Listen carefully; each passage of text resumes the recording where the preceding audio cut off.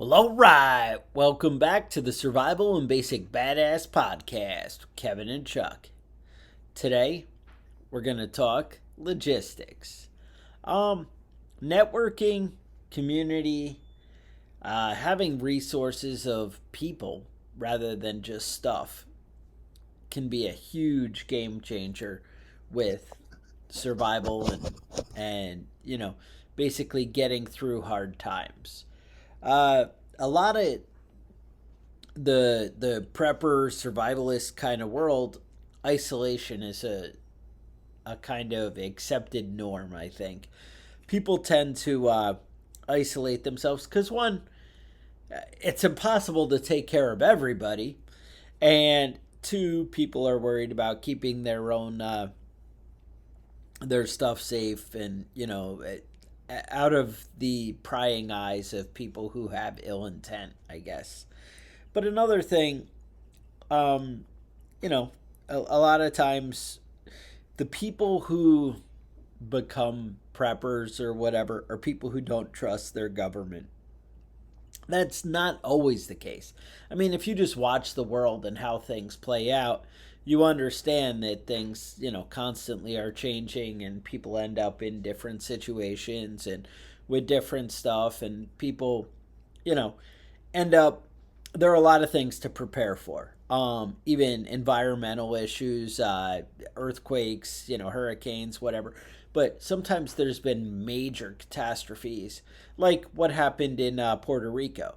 Now, Puerto Rico luckily had Big Brother America right there to come, bail them out and bring in aid and stuff, which made it not the end of the world, but I mean, for a lot of little countries, that kind of would have been the end of the world if other people didn't step up.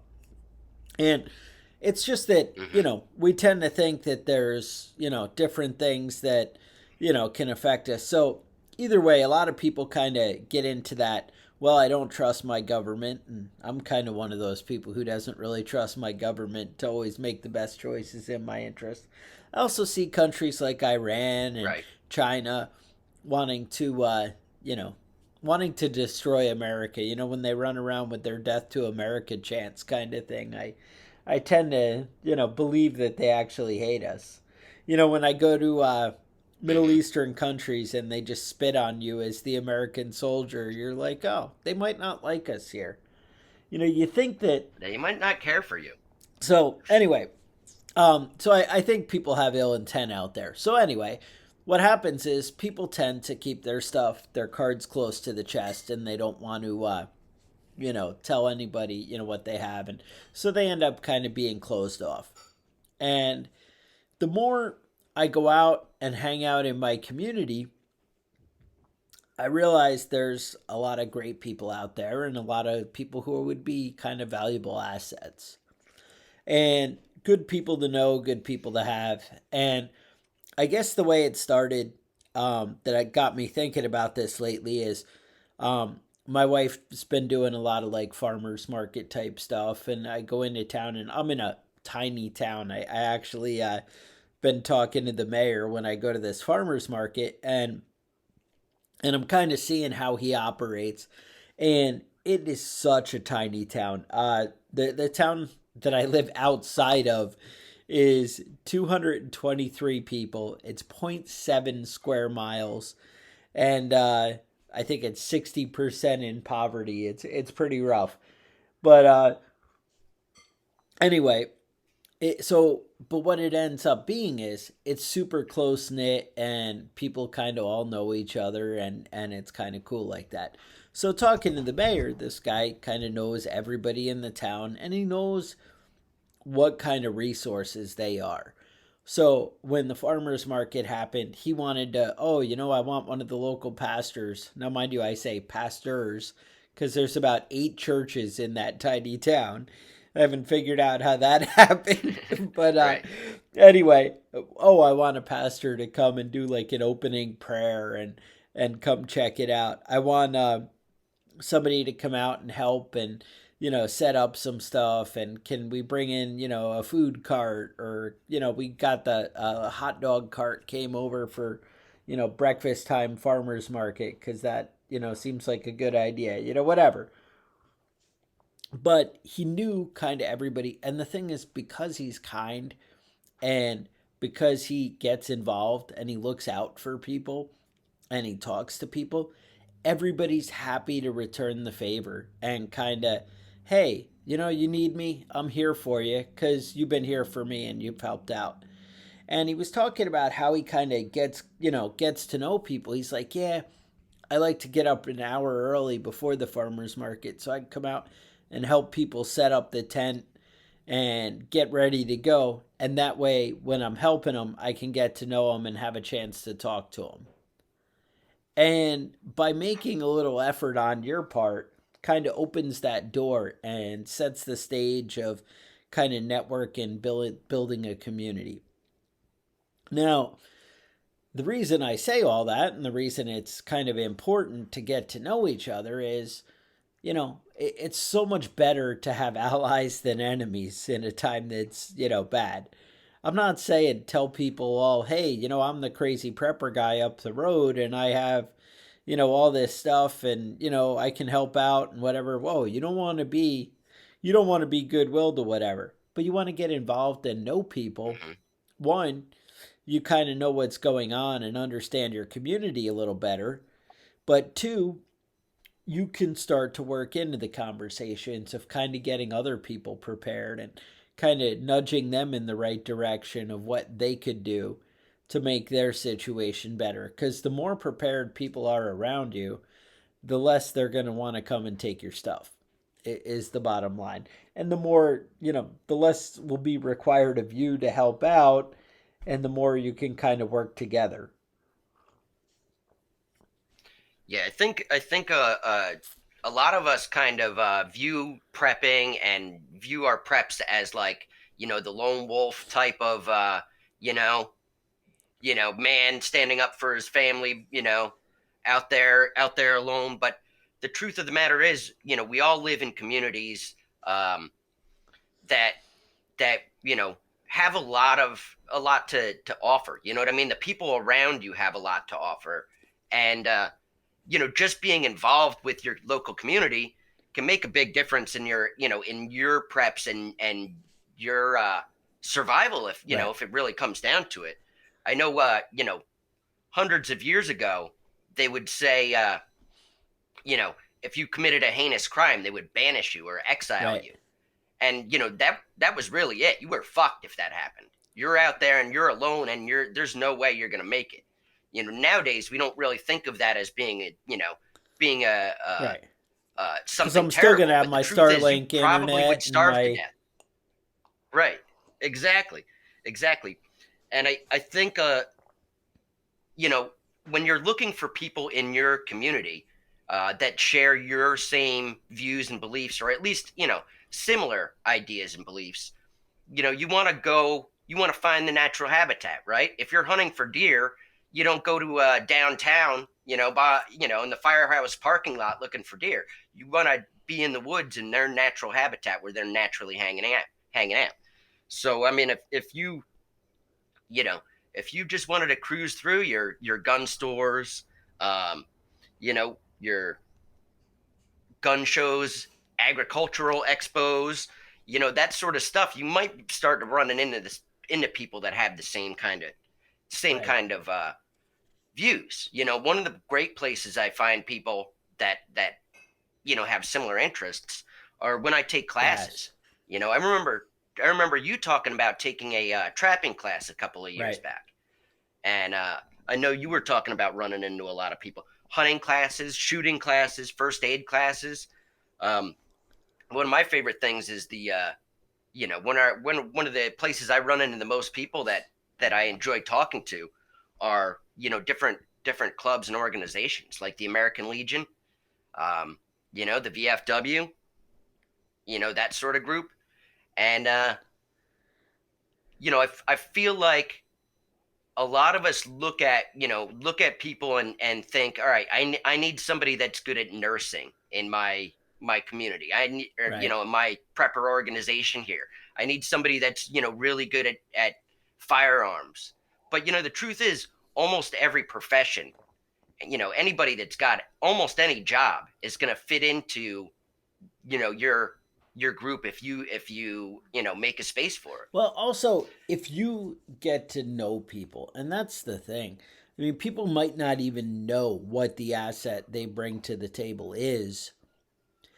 Somebody involved that you're paying attention and listening to, podcasts like this, reading books, listening to prepper novels or whatever.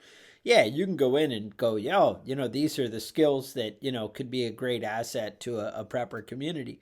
But your average person doesn't even always realize how their skill might translate into a survival kind of situation. And even planning and organizing has a purpose. Nobody likes the big, logistic, nobody likes management. That's really the thing. Nobody likes the big, whatever, but it really takes somebody who can organize and whatever. I know in the Navy you had SKs or whatever, the shopkeepers, the supply people. They have a new name Mm-hmm. now. I haven't really figured out what it is. But, those guys who know who has what, where it is, and how to get it are a valuable asset. And so somebody who's the Right. big talker and kind of knows and can, just has the right personality might be your guy for that. And just kind of understanding people's abilities and who they are. They're bringing, something to the table. You can realize who would be good for what. And I would say organizing people to align with you as opposed to leaving them to fend for themselves. Because when people get desperate, it doesn't end well. Desperate people do desperate things. And that's something we want to, avoid in a tough situation. So just learning how to, communicate with each other and work together, but also knowing people's abilities beforehand. And the thing is, if you can encourage them to stress it a little bit more. So if you have a friend who maybe was an EMT or whatever, and you could nudge them into taking some more classes to up their medical stuff, to maybe have them say, hey, do you stockpile any kind of, medical equipment or whatever? Could you, what would it take? Like, what kind of things would you need? Even if you had them say, look, I'm planning on putting together my own kind of like EMT bag or something. Could you help me stock it and, just show me the right things? Or they might know where to get stuff cheap, or they might know whatever. But the thing is, if you had the tools that maybe you don't even know how to use, when this guy becomes your buddy later in a time where you kind of need him to be the medical guy, if you can't nudge him into preparing his own stuff, you could maybe have the tools that might be the difference between life and death. That, is something to look at. The guy who's the gunsmith who you nudge to take the extra class or two. Hey, you like guns, I'm going to this tactical training class in a month. Maybe you want to come with me and check it out and whatever. And just kind of encourage people to develop their skills and develop Mm-hmm. the tools that they need that sometimes are so easy to get right now, but might not be easy to get, when the time comes that you're in a stressful situation. So, nudging people in the right direction. Another thing that got me thinking about this is I was talking to a listener, guy Jack, who was saying, his community had talked to him about putting together like a what do you call it? Neighborhood watch, right? Something like that. And with Mm-hmm. the neighborhood watch, he's like, look, these people don't all agree with me politically, and we're not all definitely the same thing. And I'm like, no, but you want to find the common ground, right? You want to find the things that you can agree on. You want to know what's normal. What's happening in my community that we expect to see, What's going on that feels right and normal, and who comes and visits people, is their their son comes by once a week and checks on this person and whatever. But I think also it's, you want to know who has what skill. Oh, There's a bunch of people who are not security minded, but when they see something funny, who in the neighborhood, who are the two or three people that they could call to, hey, the guy next door kind of knows a little security stuff and he's a little tougher and better with talking to people who are, whatever. When you're comfortable and you have that network of phone numbers and who is good at what. Oh, that guy's the EMT, this person just broke their arm and it's going to be a half hour before the ambulance gets here. That'd be cool if that guy could come over. Right. But if you know who's available and who the resources are in your community, it can really be a game changer on the outcome. And, the person doesn't come Right. help if they don't know. And, that's where you need to get to, know people and understand what's available to you right there. And I think it's so important to kind of just get a feel for, a lay of the land. People have their big yard or whatever, you have 20 acres or whatever. You probably go out, take the four-wheeler around it and kind of notice. And what's familiar and what you're used to. And, oh, I always see deer over in this section. Oh, I always see, whatever going on in the different places. You get familiar, a lay of the land. Well, you can do that in your town and community and kind of get to know people. Now, we only have so much time and so many resources, but I know that as preppers, I do, and a lot of people get very focused in our own stuff, and we tend to lose sight of the bigger picture and all the goings on, around us and, kind of everything else. And we lose focus of that. And these other people and your community are a valuable resource and it is something worth developing. Like I said, it doesn't mean you need to tell them all your, all your supplies and, hey, I'm a crazy prepper and, hey, I'm all whatever. But start to know each other and understand, what's appropriate. Yeah. I think, yeah, like you were saying, a lot of us get focused on our own, our own individual stuff, what's going on, what supplies we have, what stuff we've stockpiled. But the truth is, we're all, a lot of the guys that listen to the show, and even me, I get into that mindset where I'm like planning for end of the world apocalypse doomsday shit. But the truth of the matter is there's a lot of times where prepping really comes in handy. With the beginning of the pandemic, there was like a real shortage on a lot of stuff. A lot of stuff that I had stockpiled. Right. And people are worried about hoarding. Oh, you bought all the toilet paper up and didn't leave anybody for anybody else. You're not that person because you already have that stuff right. set aside somewhere. And when it comes down to those things, and you're talking to your friends and neighbors and they're saying I can't find toilet paper anywhere, or I can't find this or that, come on by, or I'll stop by your place, I'll drop some off because I have extra. Right. You know what I mean? Just being able to help out in your community with basic smaller stuff really makes a big difference. And that's one of the reasons that we prep, so that we can help out friends or neighbors when they're not prepared. And then you can also use that as a conversation starter, right? An introduction. Yeah, exactly. I'm a crazy person. Right. I have boxes of toilet paper. Maybe think about stocking up on this or that next time you're at the grocery store. Next time you run out to Walmart or Target, maybe just buy a couple extra things to have on your shelf.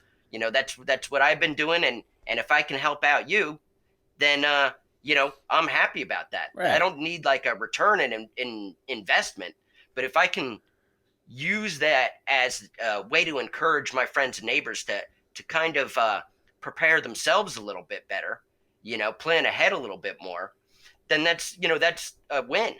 Right. And what does it cost me? It cost me the extra, $8 I spent 3 months ago at the store when I bought some extra toilet paper when it wasn't an issue. Right. Those sorts of stuff really can, help you create a network of people that you can rely on. When they feel that they can rely on you, right, they also feel like they're going to help you out the best they can when they have an opportunity. Exactly. To do that. No, that's the thing, is building up that, connection and then that connection is going to pay off. It's Hmm. it's kind of like developing a skill. You put your time into learning how to shoot and how to move quietly, or how to track, or how to trap, or how to, anything. The same thing is building up that connection with people. um, the more that you can work with and interact with people in your area, the more. And like I said, it doesn't have to be everybody. I'm not saying go into the crazy socialist club on the corner or whatever, and go in there and, hey, I'm going to hang out with you because that's what I was told to do. That's not exactly what I'm going for. What I'm saying is just get involved a little bit and see what's out there and see what people Hmm. you can connect with. And just because somebody doesn't vote for the exact same person you do or agree with you politically doesn't mean that they're not a good person. I'm always amazed at how much we have in common. Like, we all want the best for our family. We all want our kids to have good things. We all want a safe community where we're not going to get shot. We all want, a clean street that doesn't have garbage and litter all over it.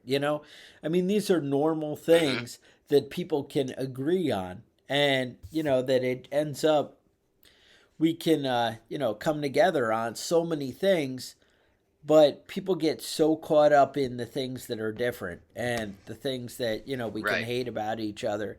The differences stick out like a sore thumb, and it doesn't have to be that. We can all kind of work together and agree and find that common ground. But I gotta say, like, I have a strong feeling that me and the mayor, when we talk, we don't agree politically on things, but in the broader thing. But this guy cares about our community and wants to make the community better and wants to help the people in the community. And that's his only goal. Is how can I, now again, sometimes his approach, but because that's his goal, when I talk to him about my kind of more conservative ideas and ways to do things, he's very open minded and very interested in it because it serves the purpose of making his community better and having his people, whatever. And it also frees up ideas, money for other things that, they can do. But Yeah, I that's, think a lot of people have animosity towards towards organizations and groups, yes, and it's really, political difference is one thing, but the truth is, if you sit down and talk to anybody, you're going to be able to find common ground. And right. a lot of people, we I think of myself as a bit of a right wing extremist, The but government I also talk to thinks people. that I about you talk to too. people that are, Yeah. yeah, but I talk to people. I know people that are socialists, crazy people. That's fine. I'm crazy too. Well, you You do know, I, live in I New hear a lot of York. people. I mean, there's Yeah, that. I mean, there's a lot of nut jobs up here, and starting with our governor, you know, grabbing fannies and killing grannies, doing his thing. But yeah, Governor Cuomo. I don't know if he's on his way or out or not. But I don't think so. You, regardless, you can't stop a people are gonna, Cuomo in New yeah, York. in this state, even with all the nonsense that's going on, most of the people would vote for him again and Yeah. reelect him. Yeah. And that's kind of my burden to bear. I got to live in this crazy environment here, but that doesn't mean that these crazy people that I'm completely opposed to politically in every way, that doesn't mean that as a person I can't get along with them, and I can't help them out, and they can't help me out. You know? So what you're saying is, really, on the weekends, you and Cuomo go hit the bar and hang out? Is that what you're telling me? Yeah, yeah. We, Okay. me and Cuomo head out to the bar, grab pussies, whatever it is that Cuomo Whatever it does. I is. I, I don't even understand anymore. Apparently, he's just been grabbing titties left and right up in I- Albany there. But It doesn't make any sense. And that's the thing is, it's funny because it always seems that people who are very left leaning are the ones who have, like, I mean, obviously conservative women are offended when some guy gropes a girl or something, but I guess women are left leaning women are known for the the dramatic outrage with that kind of thing, and they're like, "Oh, Uh-huh. that's so horrible," and let's take down Hollywood, and they're just so outspoken about it. And then when it's somebody who's a champion of left leaning Hmm. values, like Andrew Cuomo, then they're Yeah. like, Well, let's "Well, wait and see. Let's let's find let's get out the what really facts." happened. Yeah, Let's but not here's jump some to yeah, video of it exactly. happening. Yeah, but I don't know Yeah. if I can really trust my eyes on that one. We don't know what Yeah. led up to him grabbing her butt like that. Who knows? Hmm. Yeah. Yeah, but I think everybody's guilty of that in their own way, right? And a lot of the times we use these political differences as a way to judge people before we get to know them. You know what I Yes. mean? Oh, you're a Democrat, you're liberal. I'm not even going to bother talking to you or getting to Right, know you. cuz But the truth of the matter is, we all want basically the same thing. We want to live in a safe community. right. We want to be surrounded with people that we can trust and count on when times get hard.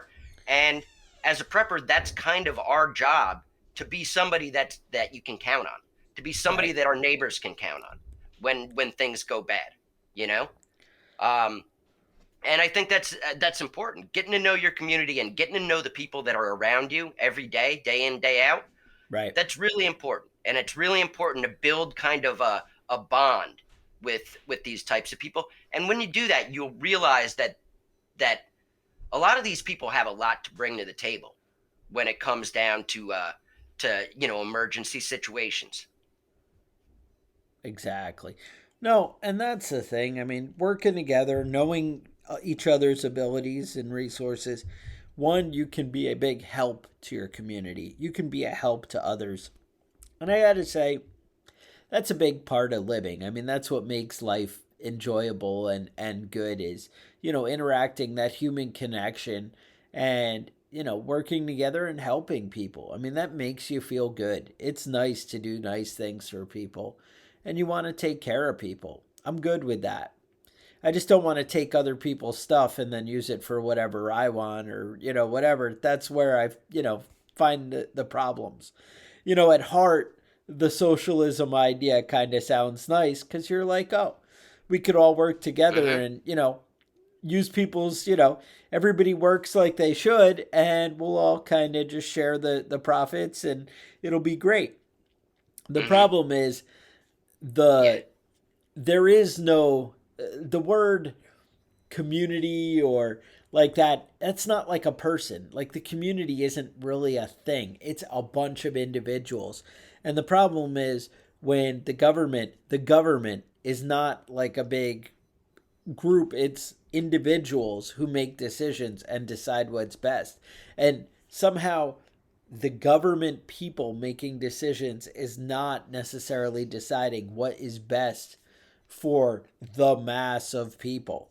You know, Hmm. people have individual needs, and it just, the more you get removed, even if you're trying to help everyone and that is your intent and you care, you still can't satisfy everybody's need in the right way on a grand blanket level. And that's, Hmm. where it starts to fall apart. But then you also add human nature, which has some selfishness and some greed, and people want power and they want to be in charge, they want to be respected. And I swear the people who seem to seek out government office are people who crave, respect from other people and whatever, rather than the people who necessarily earn it. There was always that story of like Davy Crockett, and he, everybody's like, hey, go be a congressman, go, hang out in Washington and whatever. And he wanted to help his community, and so he did it. He's like, hey, I'll go do the public service thing. But when you get there, and he ended up he has this like kind of farewell speech that may or may not be factual. I'm told it is in the congressional record, and you can go read it there. I don't know. I've read so many mixed reviews. He really was a congressman. Whether however it played out, I don't know at the end. But bottom line, he ends up giving this big impassioned speech about the government being there to serve the people. And then he's like, but, all I know is I'm going to Texas and you can all go to hell, because he was Hmm. like, we're not serving the people. That's the bottom line. Right. And he realized that going out and just being a good person among the community, being a leader in his community, brings more value than what politicians were able to do in Washington at the time. And I would like to say is the same case now. You being Hmm. a leader and a good person in your community, and I don't mean by having political office. You can have political office and be a great asset in your community, but you can also just go kind of do, take charge, organize Right. things that need to be organized. Hey, if we had this food drive and we helped out this family that just, had the lady became a widow and who knows what, and the community burned, let's organize and do something. That's fine. Let's go out and put the house back together that burned down. Let's go, do something. That's great. You deciding that I should give and you should take my stuff to go help her out, and you're going to take a little bit for yourself might not be what's best. So, Hmm. I can understand what the fear of government is, and why people, get reluctant to, jump on board with that. But it's also, not a bad idea to help each other out and to get involved in your community and kind of work together. That's all. Yeah. All right. Sounds good, man. Now, So, you were yeah, saying that we got some patches in. What's the we do what's the have status there? patches. All So I right. So, think they're all sent out. So everybody should have patches out there who feels entitled to one. You should have received it by now. I even heard one made it by dog sled up to Alaska. So, oh, good, he got it. All right. Well, now, how do I get a patch though? If I want one, how would I oh, go about getting a so if you patch? wanted to have a cool prepping badass, maybe if you duck your head, people can see what you're talking about here. Oh yeah. So we actually put this up on YouTube also, and I know I said that last week, and then it never ended up there. That's because Hmm. the video didn't really work out like I had a fantasy of. But Yeah. we did try and put this episode up. Hopefully, it's there this week too. Again, I don't know real time, but hopefully, this is Hmm. going to work out. Um, if it does, you'll be able to check this video out and you'll see this cool badass banner that Kevin's rocking. Um, anyway, we have these awesome patches, and they're available to you if you sign up to support us on patreon.com/slash prepping badass. It takes as little as at $1 a month, and we will send you out a patch. And if you want to sign up for 1 month, send us $1. I'll mail you a patch, and you can call and cancel it. Or you don't call, I guess you just go in there and click some buttons and it cancels. Whatever, Right. your dollar a month, and then you win because the patch cost me about $1, and it cost me like $2 to mail it, plus like 50 cents for an envelope. So you're already Hmm. coming out on top with that. But whatever. Also, if you want some badass gear like this cool prepping badass banner, t-shirts, whatever, check out preppingbadass.com. Um, maybe you want to be a sponsor of the show. I know some of you have reached out, said you're kind of putting your prepping survival gear businesses together and things you might want to advertise or promote or do. I am happy to work with you, happy to kind of work out anything you want. Or if you just want, you're a cool guy and you're a listener of the show and you want something, I might be able to plug you. Just, who knows? I just like people. I'm a nice guy. I like to help people out. Shoot us an email, talk to us. Maybe we'll work something out. Anyway, um, have thoughts on show topics, things you want to hear about, places where you want to tell Kevin he's wrong. I mean, that comes up all the time. Listener Yeah. There's a emails lot come of in people that disagree with everything daily, I say, and I love that shit. daily, where they're like, Kevin is an idiot. I don't even know how you let that guy on the show. And I'm like, exactly. I say the same thing every morning. Is that another message just came in saying you're an idiot? Does Yeah. your It phone says, right now say Kevin, go fuck yourself. That was exactly? that beep you heard. Was That's my the phone norm letting me right know I'm an now. asshole. So, yeah, Yeah, but I also exactly. set my So, own alarm on my phone, periodically through the hey, day. go be a dick to somebody Yeah. today. Is that what it Just says? a little motivational reminder to be an asshole someplace somewhere. Exactly. So, I don't know. Any thoughts, concerns, things you want to hear about, let us know. Yeah, Again, you go can to email us at preppingbadass@gmail.com. Or what were you going to say? Is and that check it? out our, Yeah. our Facebook page if you have a chance. We got a lot of guys there posting a lot of interesting stuff, day in, day out there. Somehow Facebook wasn't letting me approve new members or whatever, but all that's worked out. All right. I think 30 of you just got to join the club this week, so things are on the up. And otherwise, look out for each other. Stay safe, and we'll talk to you guys next week.